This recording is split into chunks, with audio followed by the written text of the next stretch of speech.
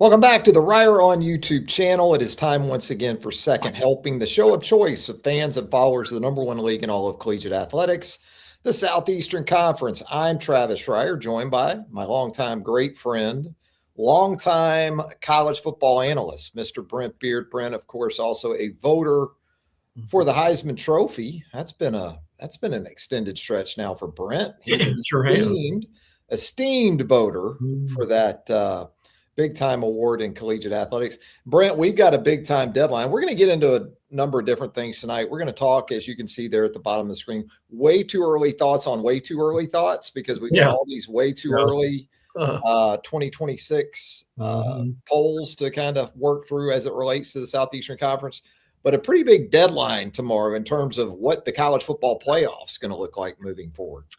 Yeah, that's a very big concern for where we're going. And what Travis is talking about is where do we land as far as teams in the playoff? We've got 12 now. And basically, well, my understanding is, Trav, that pretty much every conference except for the Big Ten want to go to 16, which is an increase of 4. Now, the Big Ten wants to go to 20-something. I think that would probably be 24. Now, the great irony in this is, of all the years, particularly when Jim Delaney was commissioner of the Big Ten, they did not want anything to do with the playoff. Now that we've got it up and going, they're the ones that want more teams in it than anybody else. Trav, do people see the irony in that maybe? Probably. So I guess what this really comes down to is, can the SEC and the Big Ten get on the same page? Exactly. In the next 24 hours. Yes. That's really what we're talking about here, right? But those two leagues.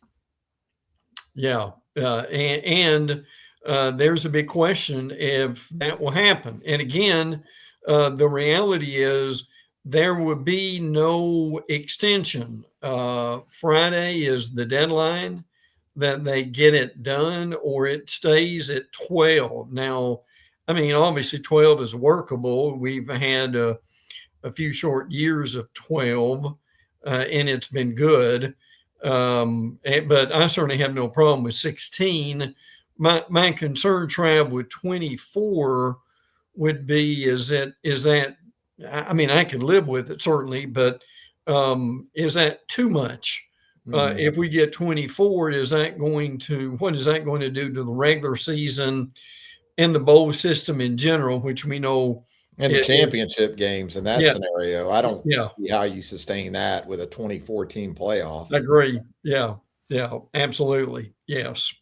So hopefully people will calm down and they will compromise, which is what they need in this thing. But if you want to go to 16, that's the next logical step.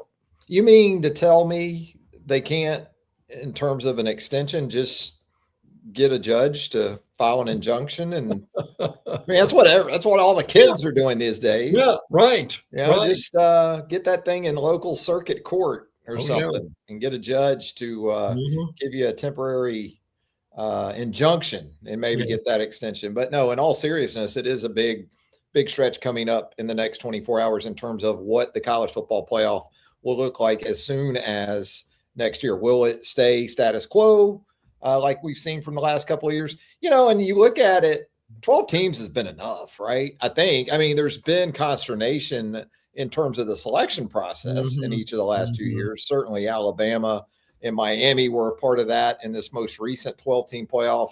Miami is a 10 seed, gets in, makes it to the national championship game. By the way, had a great shot to win that game Monday night late against the eventual national champion Indiana Hoosiers, which is still crazy to have come off of my tongue to say that about Indiana football, but there they are. Congratulations to Kurt Cignetti and the Hoosiers. But each of the last 2 years with 12 teams, we had an 8 seed win it 2 years ago. Ohio State went into that as an 8 seed, playing in the opening round at home against Tennessee, and not with a lot of momentum. And then this year we had a 10 seed come damn close to winning it, Brent. So, but we still haven't seen enough, I don't think, from, and I know a lot of people had fun with this after Alabama got blown out by Indiana and some of the blowouts that we had. Oregon getting hammered by Indiana in the, I guess, the semis. 12's been enough. I think there is certainly room for 16, but 24, that's a big jump, sort of sure is. Doubling the size. I know we went from 4 to 12. Yeah. But 12, 24, that's getting up there a little bit.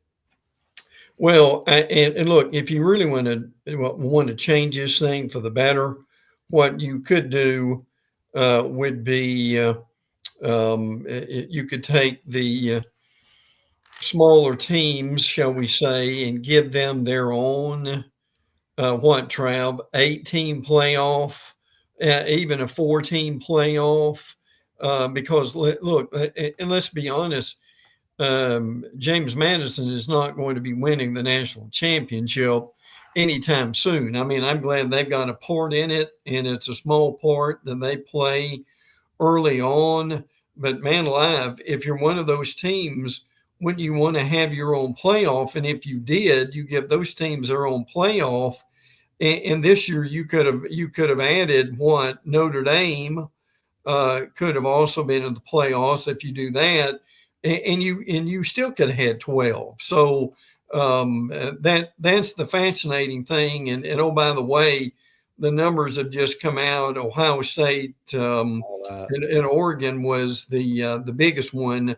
But what we had, as you were talking about a few minutes ago, with Miami and Indiana, the second biggest audience, 30-something million, Trav, watching on Monday night, which is frankly phenomenal.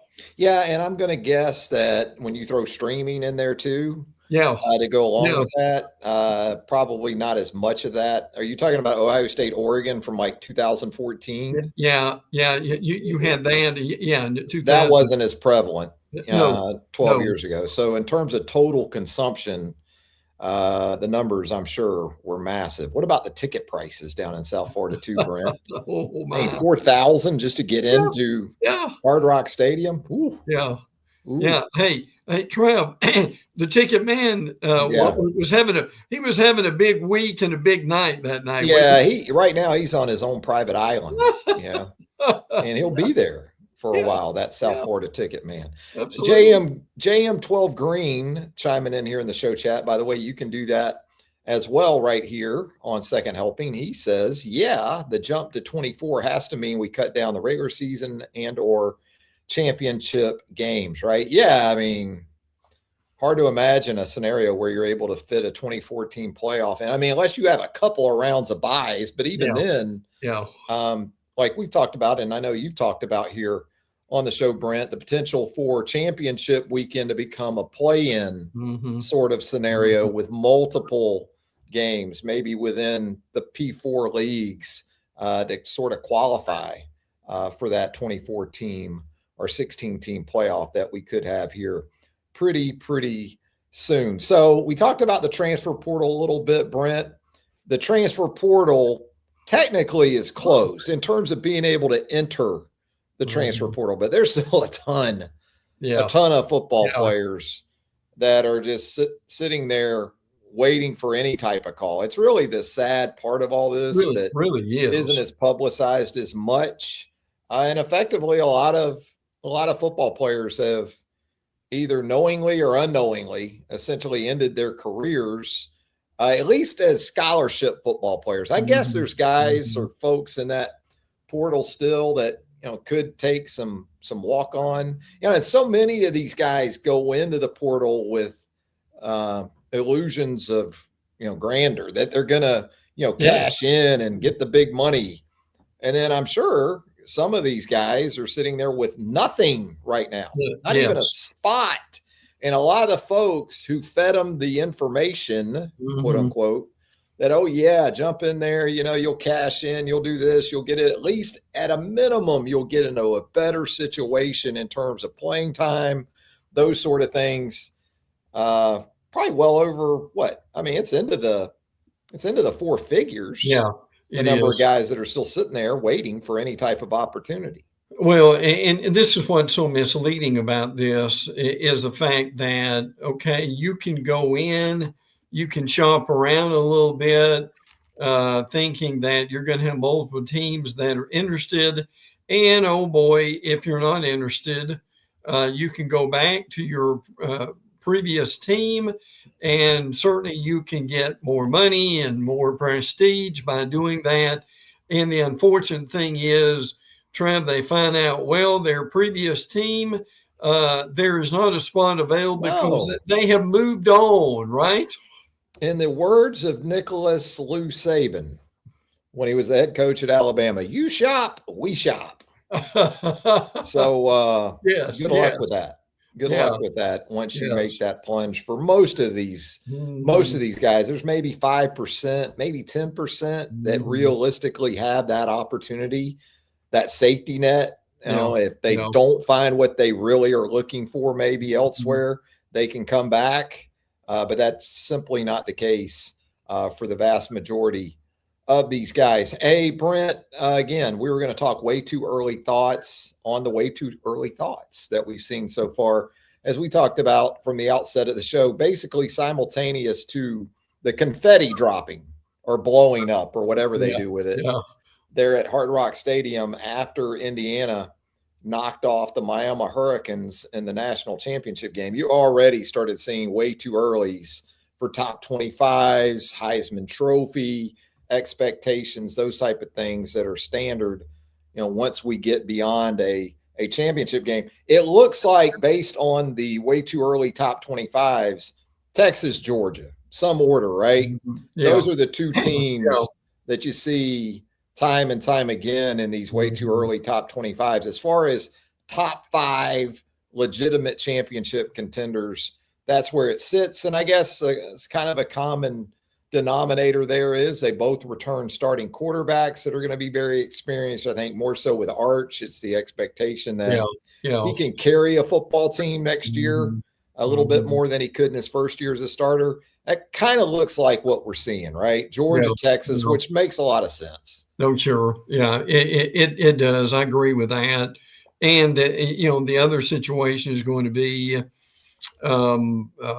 you've got still teams deciding, some through the courts, who their quarterback's going to be, i.e. Ole Miss.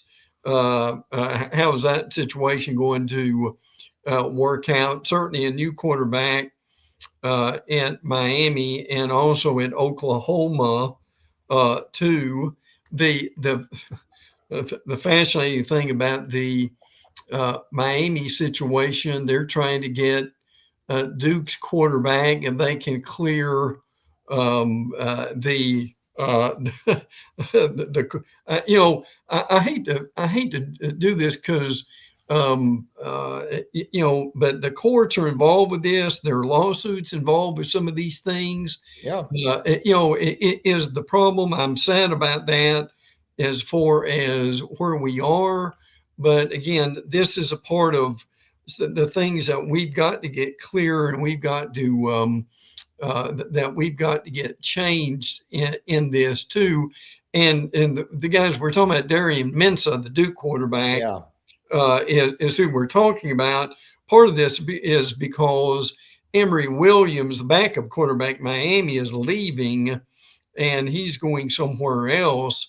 And the Mensah situation now is one that is going through the portal, going through the courts, and unfortunately, Trev, we're going to have some of this over the next few years. Yeah, we used to have buyouts, and they related only to coaches, whether it was a head coach or maybe a coordinator, in terms of making moves from one program to the next. And, there was a buyout tied into those deals. Now you got buyouts for players. And so you've got players, I've seen Alabama involved in this type of situation with an incoming transfer. I think LSU is involved in that sort of situation. It's just part of the standard aspect of the process these days. But certainly Ole Miss, if Trinidad Chambliss does get that extra year of eligibility, that 6th year, I think bottom of the top 10 is going to be the lowest you see the Rebels, because they've still been very prolific where the portal is concerned in terms of bringing guys in. You look at the potential for their secondary in 2026. Oh, yeah. I mean, it could be almost an all SEC transfer secondary, because you got Sharif Denson coming in from Florida. You've got Jay Crawford coming in from Auburn. Both those guys are corners. Aguero's coming in. Jonel Aguero's coming in as a safety from Georgia. I guess even Edwin Joseph, he's coming from Florida State, but that's almost the SEC anyway. So that's what Ole Miss would look like, I think. And, or the expectation is that they were able to re-sign Kewan Lacey, Will Eccles, the defensive lineman. So the pieces are going to be there for Pete Golding, it looks like, in his first full year as a successor to Lane Kiffin, to keep the Rebels very relevant to the top echelon of college football. Yeah, and Princewell U, their star edge rusher, looks like he is going to transfer to LSU. So they're not keeping all of them. Caden Lee, one of their wide receivers who did well, is in the portal also. And by the way, Ole Miss getting Cody Woodhill, who was the Miami tight ends coach or on the Miami staff. So he is coming in. So, but yes, you lose some, you gain a little bit. Princewell U, that's going to be very interesting to see how he does at LSU. And by the way, Trav, Lane got him a few players in terms of numbers, did he?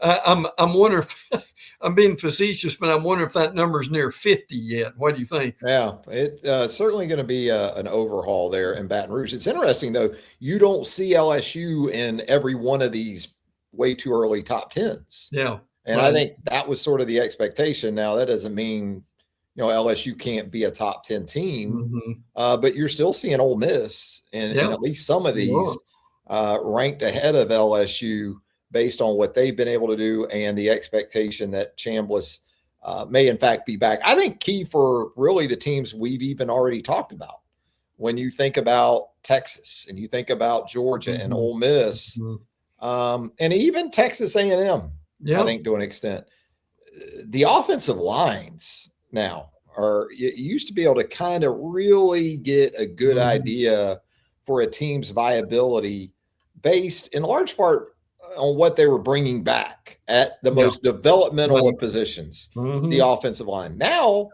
you watch this transfer market with guys at those center, guard, tackle spots, and the way they move around, it feels like just a changing of the deck chairs in some ways. I mean, it's very similar guys leaving one place to go to another, and the guys leaving that place to go to another are similar to the guys that are coming in. I think about some of the programs we've seen that with in the last week or so.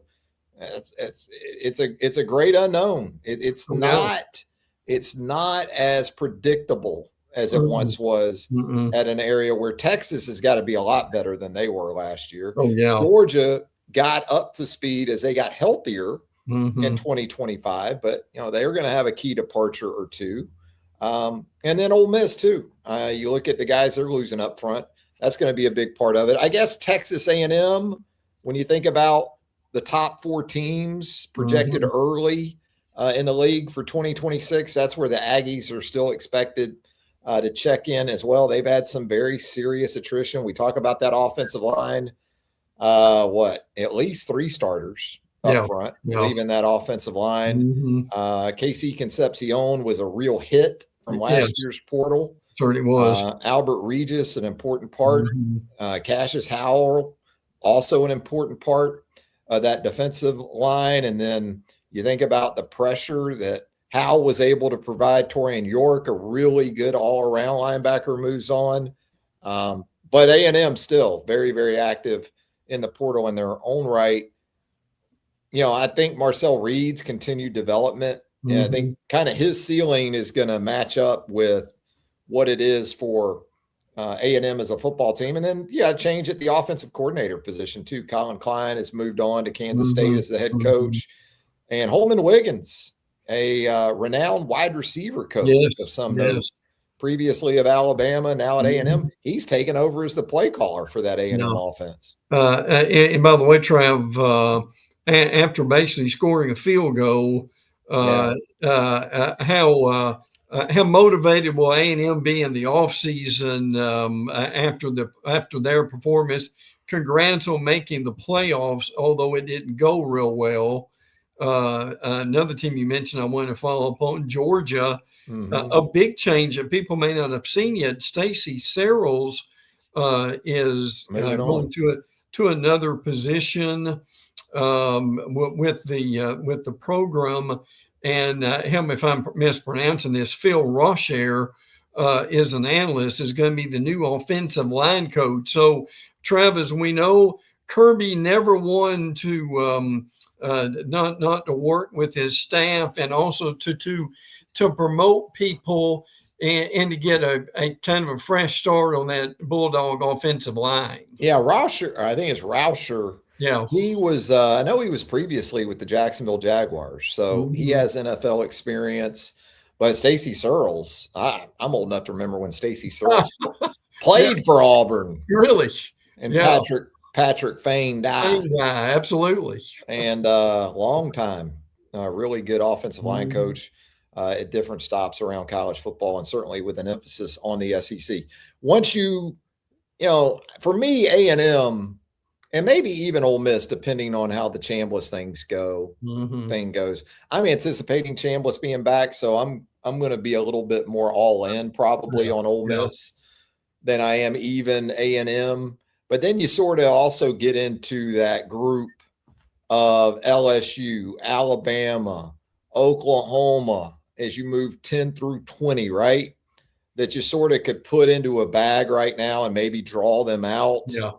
Maybe Alabama, what you're seeing of that group of three that I just outlined, gonna probably be on the bottom end of that more so than LSU and Oklahoma, especially with Oklahoma getting Mateer back, and also LSU and what you're anticipating Lane to be able to do with Sam Leavitt in the first year and Eugene Wilson, the third, coming in from Florida. It's a pretty good looking transfer portal class to this point. Yeah, I would agree with that. And listen, I know you cover them and you've seen them, but one of the things that really sticks out to me, you mentioned Alabama. Man alive, when's the last time this happened? Alabama may have only 7 seniors. In 2026. I know you've talked and written about that, but boy, that raises a few eyebrows. And obviously on Thursday, Friday of last week, they did a nice job of filling some needs on the offensive line. Now, Richard Young went to Colorado, one of the running backs, but at the same time, Bama bringing some interesting talent in, and obviously, and it needed to be. They really need to restock the line of scrimmage, and I'm not saying they've totally done that, but they've certainly made an effort, haven't they? I put Alabama in there with the teams that we talked about earlier. Offensive line play. What is that going to look like? And I agree. I think in the last 3 or 4 days, they've done what they needed to do to give themselves as good a chance to have a capable 7, 8, 9 guys going into 2026. But how that's exactly going to shake out right now in terms of their first 5, it's it's very hard to say. Now, Ty Haywood, absolutely a young guy coming in from Michigan, 3 years of eligibility left, although eligibility means nothing anymore when you get a guy, because really the only eligibility that matters is this next year. That's right. Is he going to be eligible for us? That's the mindset. But I do think, some high level guys like that, but then sort of the reference I made earlier about just rearranging some of the deck chairs. It kind of feels like what Alabama, what Texas, and some other teams have done. The concern I have for Alabama's offensive line, if everything stays the way it is now, in terms of the direction on a daily basis of the offensive line. And you said it, they're going to be a young football team across the board. They brought back a lot of guys last year, and they made the college football playoff, and they won a college football playoff game. But the first impression and the last impression from 2025 Alabama was brutal. Yes. And offensive line play, ineptitude, not being able to play up to the standard that you thought they should have played up to. That's the concern I have for Alabama's offensive line. Brought back plenty of guys last year. Yeah. Brought back a lot of guys on that offensive line. Yes. And they weren't good enough. They weren't good enough on the offensive line. So now you're going to keep things. We'll see. Maybe they're not. Maybe there's going to be changes. But you're going to keep things the same potentially. And now you're going to have a revamped offensive line. Yeah. Yeah. And with your current direction, your offensive line wasn't close to what it needed to be in 2025. No. So now you're going to be better with that same direction and a revamped offensive line. That's what if I'm an Alabama fan, that's what I'm struggling with. Yeah. Yes. Yes. That's as much as anything, the lasting impression. And you got to understand too, some of that, it's easy to jump on O-line coaches and things like that. It all goes back to what are we trying to be as an offense? That's right. Regardless. Absolutely. And so if what you're saying is, well, if you don't like the run game, it's just, this is the way it is. We're quarterback centric. And that's why I go back to Alabama with however this starting quarterback competition plays out. That's ultimately going to probably determine in large part what Alabama is and how successful it is in 2026. Because what I've seen to this point through 2 years with Kalen DeBoer is that the quarterback better be elite. Yeah. Because they're going to put a lot on the quarterback. Yeah. So whether it's Austin Mack, whether it's Keelan Russell, and regardless of the pieces around him, that guy better be top 2 or 3 in the league, top 2 or 3 in the SEC. I think Ty Simpson, when it was all said and done, he was like 6th or 7th in the SEC among quarterbacks and passing and things like that. That ain't going to work. No. That's not going to work in this offense. And that's where the sort of double cross they felt like with Hollywood Smothers hurt too.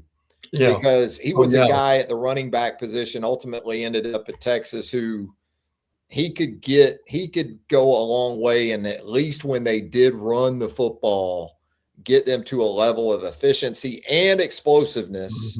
And you don't have to be as perfect up front. Yeah. With what they've got at running back right now, I think the potential is there. I think A.K. Deere has that type of potential. I think E.J. Crowell coming in from the high school ranks has that type of potential. You had already seen Hollywood Smothers do it, though. And so what about you, Brent, in terms of sort of that group in Alabama that we're talking about and what they're going to have to do if they're going to jump up to that Texas and that Georgia level of maybe optimism going into 2026? Well, and Trav, I'll say it like this. They averaged about, 104 yards rushing per game. Yeah. And I mean, that needs to be what? Minimum 150. Yeah. You could live with that. Yeah. Preferably 175, and see if you do that, everything is not on your quarterback. And if you've got a somewhat improved offensive line, that's going to be a help. But look, I don't care who you are in this league, you've got to be able to run the ball, and that is humongous, and that is why I look at Georgia, who at times had some 200-yard rushing games last year, and again, if they beat Ole Miss, who knows how far they're able to go. But yes, this can be and spring is going to be crucial, I think, for teams like Alabama. And maybe the good thing about the spring is there's not a portal now in the spring, so we may actually see these teams a little bit of who they are instead of them trying to cover everything up during the spring. And I always go back to Lane on this run game thing. Yep. Because a lot of folks like to equate it to the explosiveness, the quarterback, the stuff that Lane comes up with, Mm-hmm. and Charlie Weiss Jr. But look, you just said it with 175 a game. You know what Ole Miss ran for a game this season or in 2025? 176 a game. That's right. But yes, you want to know how many rushing touchdowns Ole Miss had? 39. 39 rushing touchdowns from a Lane Kiffin offense. Yeah. That was the most in the Southeastern Conference by 4. Yeah. Yeah. So it's not just fun and games with Lane. They run the football. Right. And loves hearing that? LSU fans. Yeah. Because LSU was last in the SEC in rushing offense. So let's see what happens with Lane and Weiss and that LSU run game. They damn sure aren't going to be 16th. No. In 2026. No. And Alabama was 15th. Let's see where Alabama is. Yeah. When we think back on this and maybe a year's time. So Brent, wanted to also get into some of the other teams that maybe are down there towards the bottom of these top 25s. I guess Tennessee is one of those teams. Or is there a team that maybe you haven't seen in a lot of these that you think as we get closer to the season, into the season, Florida perhaps, South Carolina now after a disappointing season, even with Sellers coming back, is being slept on pretty good. Give me one of those teams, maybe an Auburn in year one under Alex Golesh. Give me a team that maybe here at the bottom of this top 25 you could see there. Well, and they were far from the top 25, but I'm going to say the Gators would be better. I'm Lagway obviously going, DJ Lagway to Baylor, so they'll have a new start with that. And look, some of these guys that they picked up, 5 of their biggest transfer portal guys, Eric Singleton, who came over from Auburn, Aaron Philo, who kind of got lost in the shuffle at Georgia Tech, but Georgia Tech really had a two-pronged quarterback situation with Haynes King, and Philo really at times played pretty well. Cam Dooley at safety comes over from Kentucky. Evan Pryor, the running back from Cincinnati, is also kind of impressive. Now, they did lose Eugene Wilson at wide receiver, Michael Monroe at defensive tackle, Sharif Denson at defensive back, Jordan Castile. But I look, and I'm not saying Florida is going to win the SEC or anything close to that, but I think that they help themselves in some departments. Yeah, I mean, it's all to be determined. But yeah, on the surface, on paper, it's hard to disagree with that. And even a guy like Singleton that comes in from Auburn, well, he was at Georgia Tech prior to that. He was. So there's certainly familiarity there with Buster Faulkner coming down as the offensive coordinator under John Summerall. I'm with you on the Florida pick. I like it. Now, when we think about hot seats, never too early, way too early hot seats. I mean, does that start with Shane Beamer in South Carolina? Yeah. I mean, is that where it starts in the SEC? Where's Kalen DeBoer? Is he there? Yeah. And going into year 3, coming off a college football playoff appearance and a first-round win on the road at Oklahoma. Is there some scenarios that you could envision playing out through the season where maybe coaches that aren't talked about that way by the end of the season, you're hearing more of that? We've had a good bit of turnover, though, in the league. So we have. You've got some guys. Lane certainly going to get plenty of time at LSU. Pete at Ole Miss going to get some time. Yes. Silverfield at Arkansas going to get some time. Will Stein at Kentucky certainly going to get some time. Summerall, I mean, it's almost damn near half the league, right? Really, you're turning over. Clark Lee's in great shape at Vanderbilt. Kirby is an institution. Yes. At Georgia.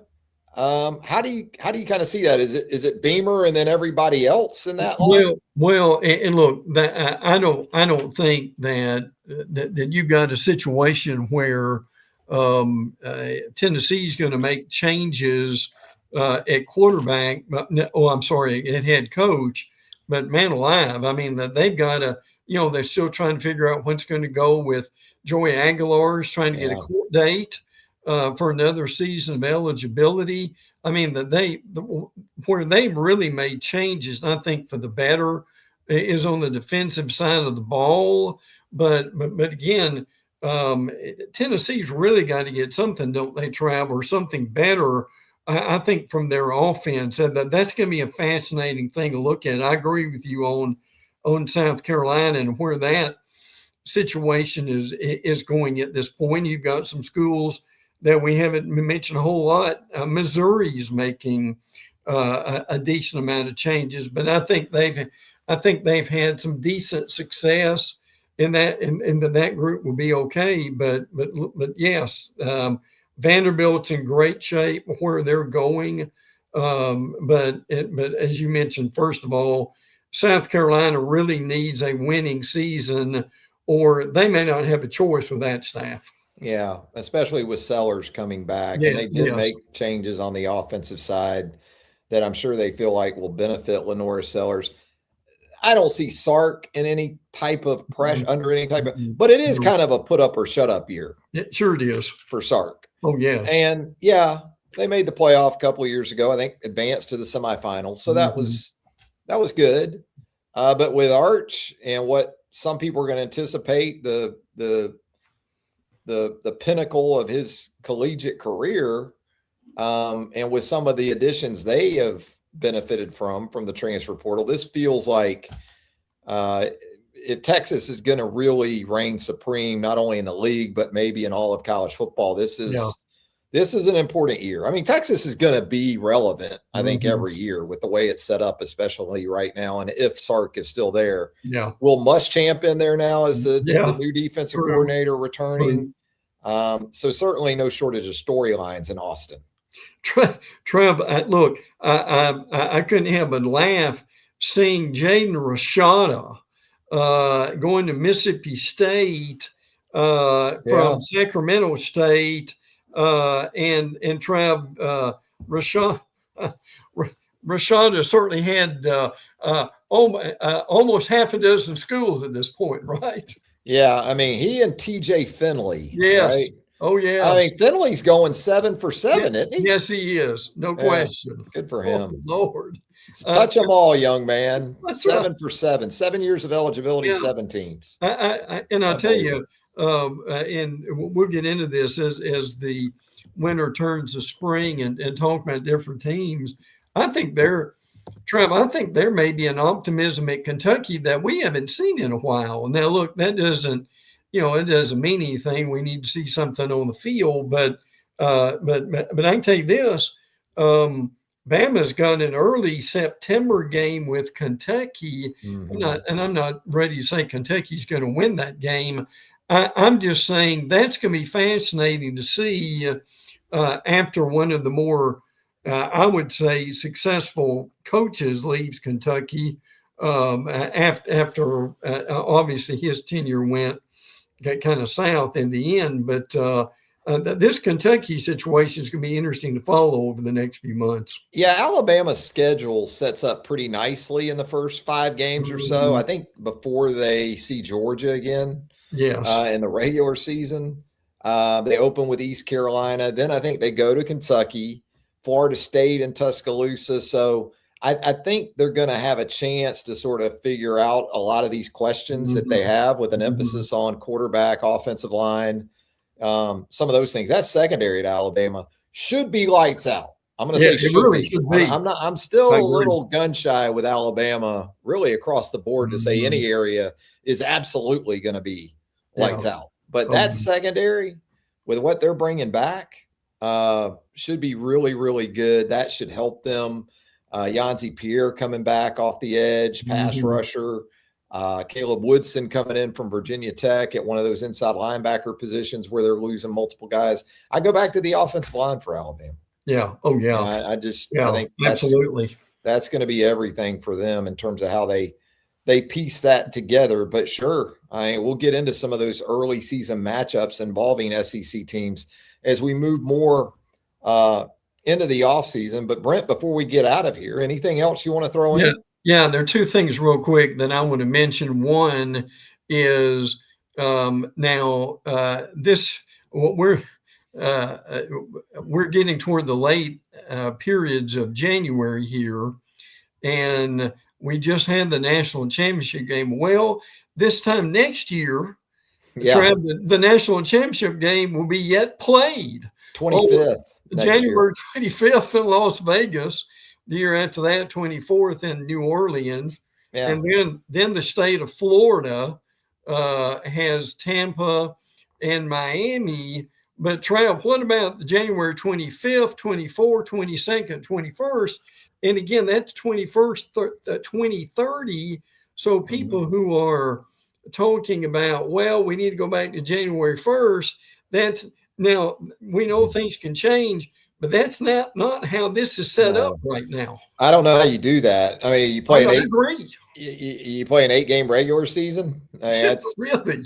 I don't know. I mean, I'm fully anticipating a Fat Tuesday national championship game coinciding with Mardi Gras in New Orleans at some point in the not too distant future. Yeah, I mean, absolutely. Even the championship game prior to Indiana and Miami was even later than Indiana and Miami. Oh yeah, and we're going to be even later next year. It just feels like everything sort of mimics the NFL. The NFL gets later and later, it feels like, and we're kind of headed that way with college football. Well, and TV will tell us when we're going to play. The last thing I wanted to mention, and again, congrats to Indiana. And look, you can point out a lot of things with them, but Trav, looking at this, they fumbled. They had one fumble on the season, and going into the championship game had like 13 penalties. There are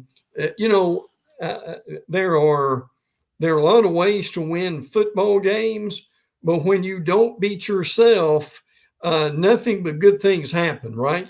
Yeah, you knew going into that game, Miami had the people to do it, but could they play clean enough to do it? And what's kind of surprising about the finish of that game is that Indiana didn't play clean. No, they had a 2nd and 1 with a chance to really end the game. Yeah, sure did.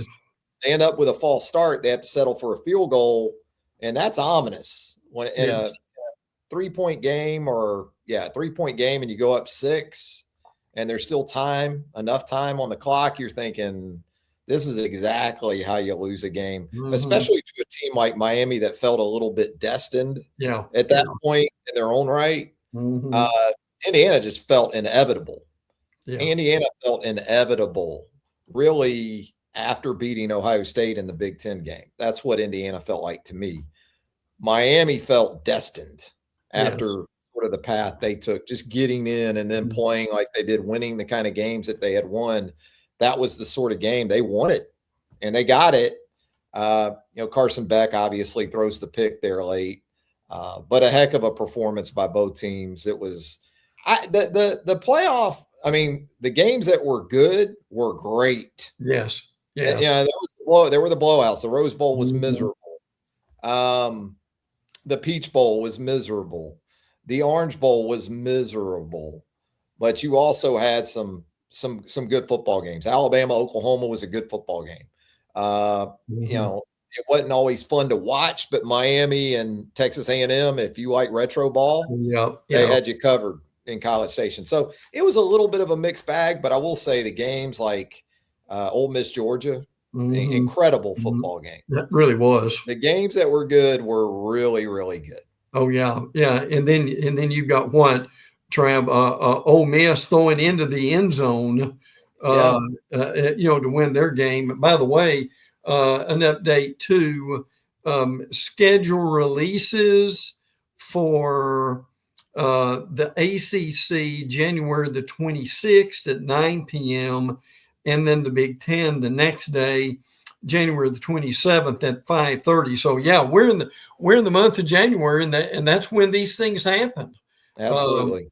So that's gonna be fun to see. But Trav, look, there's an incredible amount of stuff that goes on in college football, and we will be here on a regular basis over the next few weeks to cover that. Yeah, and we'll have some college hoops too as we move throughout the conference portion of the schedule. That's been interesting to watch. A couple of weeks ago, I thought Vanderbilt was clearly the team to beat in SEC men's basketball. The Commodores have now lost 3 games here in the last couple of weeks, and it looks like Florida once again may be finding it. Awful, man. That backcourt continues to play at a high level to go along with that front court. They could be right there again. There is certainly interesting news. Alabama with Charles Bediako. Oh, man. Perhaps going to suit up again for the Crimson Tide. One of those injunctions that we talked about. Alabama, Tennessee. Tennessee's off to a struggling start this season. You're not used to seeing that. Kentucky's been sort of a wild ride to this point. It really has. Playing better of late. What about Bucky McMillan down there at Texas A&M? Bucky ball, what he's implemented there for the Aggies has been crazy sort of to watch. So long way to go in hoops. By the way, SK 1452 chimes in here in the show chat, says IU won with consistent precision and persistence. No argument here, SK. And that also, that's a byproduct of a mature football team. That's right. A football team that I think, for the most part, Brent, qualifies for a state pension. In the state of Indiana. And what Travis is talking about is, I mean, the average age for Indiana players is like 23. Oh, yeah. Trav, tell me the difference between an 18-year-old and a 23-year-old in football. Well, I can tell you the difference in a kind of a pool hall fight. You know, if you get into one of those and you're 19 and you go up against 23, 24, you'll find out real quick. SK is also asking, maybe you know something about this, Brent. Any word on the ACC changing that tiebreaker policy? You know anything about that? They are working on that. It's funny you said that. Yes, to where they don't get into a what they're trying to keep from happening is a team with really multiple losses ended up winning the conference. And yes, I have seen that, to where they're hoping to get something settled on that within the next few weeks. And boy, you better believe, Trav, they from a TV rating standpoint, they want to keep from having a disaster, don't they? Oof, yeah, I would think so. There you go, SK. That's the final word from Brent Beaird. Brent, a lot of fun as usual. We'll do it again next week. Look forward to it, bud. Take care. For Brent Beaird, I'm Travis Reier. Thank you all for tuning in here live on Reier on YouTube for Second Helping. Hit that subscribe button for us. If you haven't subscribed to the channel already, hit subscribe, turn on those notifications. That way you're alerted to all of our content as it drops right here on Reier on YouTube. And we would appreciate a thumbs up for the show. If you could do that, we would appreciate that as well. For Brent, I'm Travis. Until next time, so long, everybody.